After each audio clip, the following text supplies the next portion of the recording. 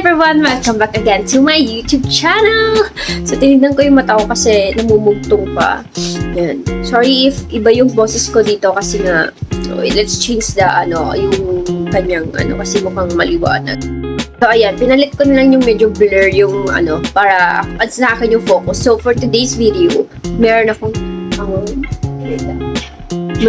i-share sa inyo.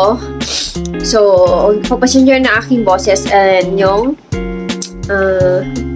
aking mata kasi, alam niyo na, kailangan kumita, trees. So, for today's video, meron ako sa inyo i-share. So, yan, just mo nakita, ganyan. Yan! So, yan.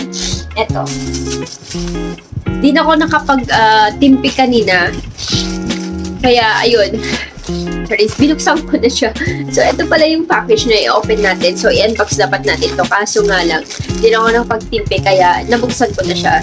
So, ito yung mga perfume. Kasi yung unang perfume na nabili ko is, naamoy ng makasaman ko na bago daw, amoy yun, saan ko nabibili.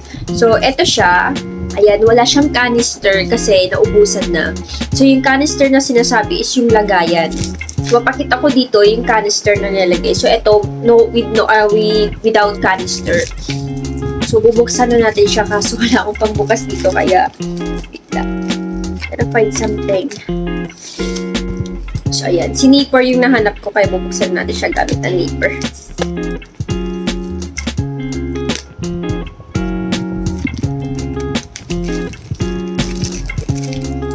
Sealed na sealed siya kasi nga wala siyang canister na safe, na pang safe sa sa perfume, kaya ganito siya. Ayan. So ayan, naka-sealed siya and ito is ang powder puff. So ayan. So ayan, powder puff. And then next naman natin, ito yung sinasabi kong canister. Ayan, hindi ko siya mapakita dyan. So ito yung may canister. Ayan.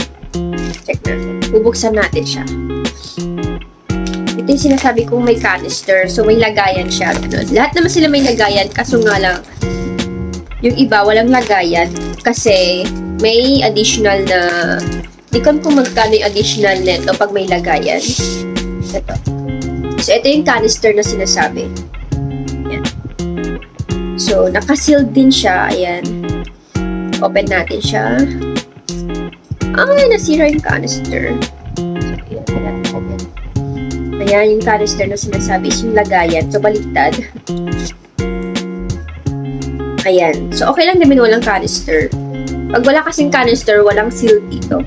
So, ayan, walang sealed. Eh, ikita nyo, walang sealed. Pag may canister, walang sealed. Pero pag walang canister, may sealed yan. Katulad na itong isa. Diba? So, ito ang Honey Rush. So, ito yung naamoy ng pinsan ko, Honey Rush. Sobrang bango niya. And ubos na yung ganyan ko kasi malit na ml lang yung kinuha ko nung nakaraan. And we have 3 items more. So, ito walang canister.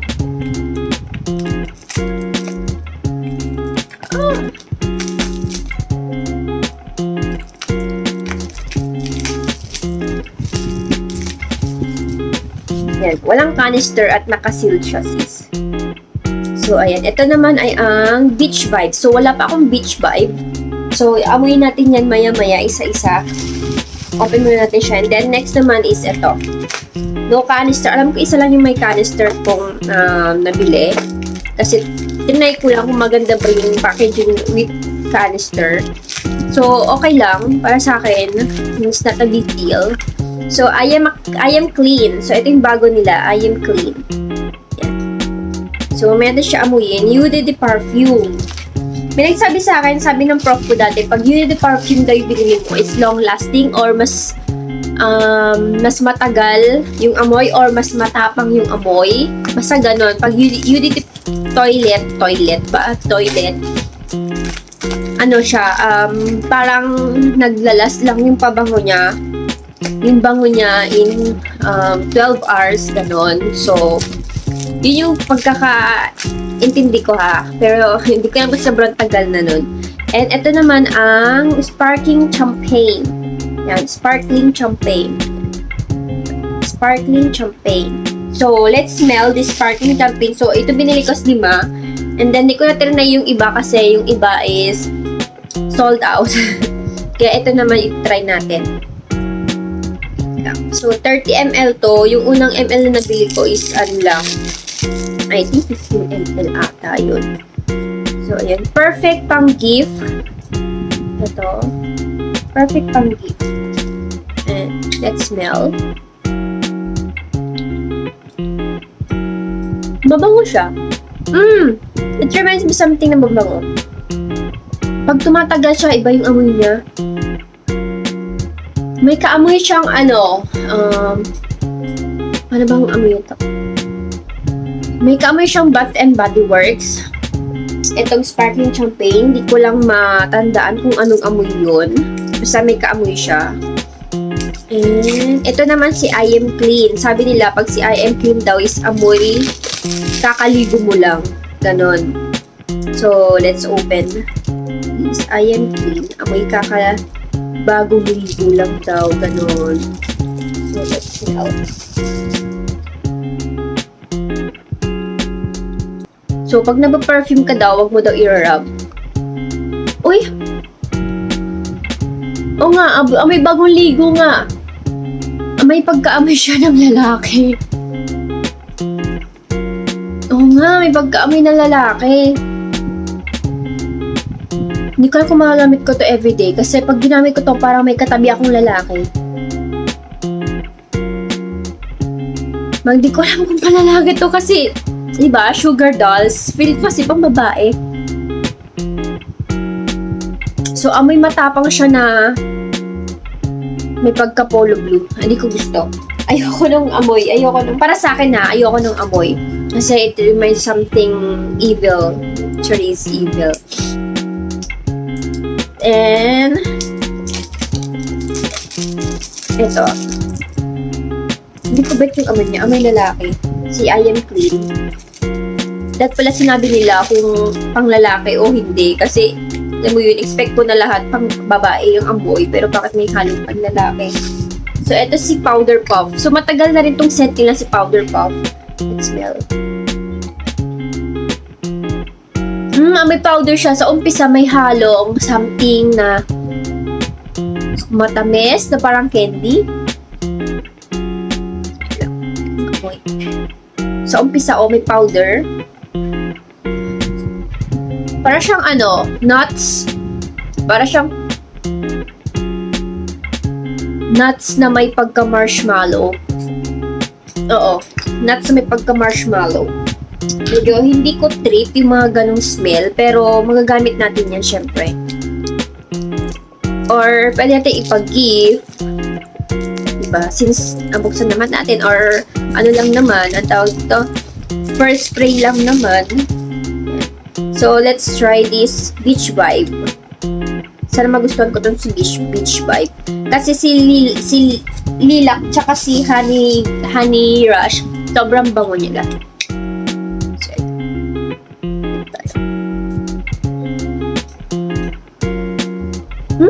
Mabango! Ang bango niya! May kaamoy siya! Nakalimutan ko na naman. O, dahil sinisipod lang ako. Pero maamoy siya, may mabango. Bet ko yung amoy niya. Sabi ko, hindi ko rub. Bet ko yung amoy niya. Not everyday use, pero pag sa labas-labas, ganun. Ito ang gusto kong everyday use. Ito, si Honey Rush. Where's my Honey Rush? Ito, si Honey Rush. Sobrang bet na bet ko si Honey Rush kasi mabango siya. Long lasting talaga yung amoy niya. Ang bango niya. Amoy sweet na may pagka-girl something, na may pagka, alam mo yun, maya't maya, naamoy mo siya. Kaya ko siya binahan ng canister kasi nga, bet na bet ko siya. And yung isa kasi, ubus na papakita ko sa inyo.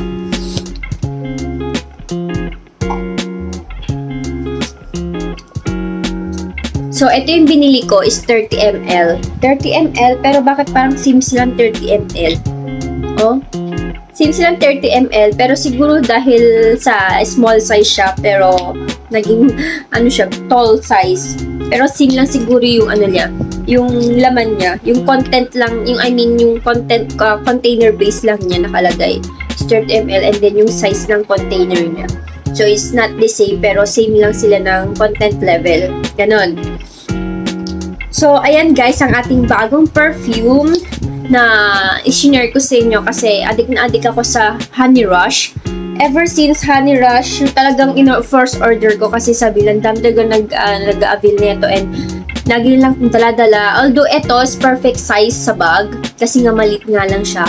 Pero sis, pag dala-dala ko to, halos hindi ko alam, gawin ko ng shower, gawin ko ng panligo yung pabangot. Naman, wala na masyadong laman, oh. Wala na masyadong laman, sis, kasi nga, sobrang gamit na gamit ko siya. And, kahit nga dito sa sa unit, ginagamit ko siya. And, if you want to avail this one, go on my TikTok account here, and makikita nyo siya dyan, sa may yellow basket, or i-search nyo na lang is Sugar Dolls.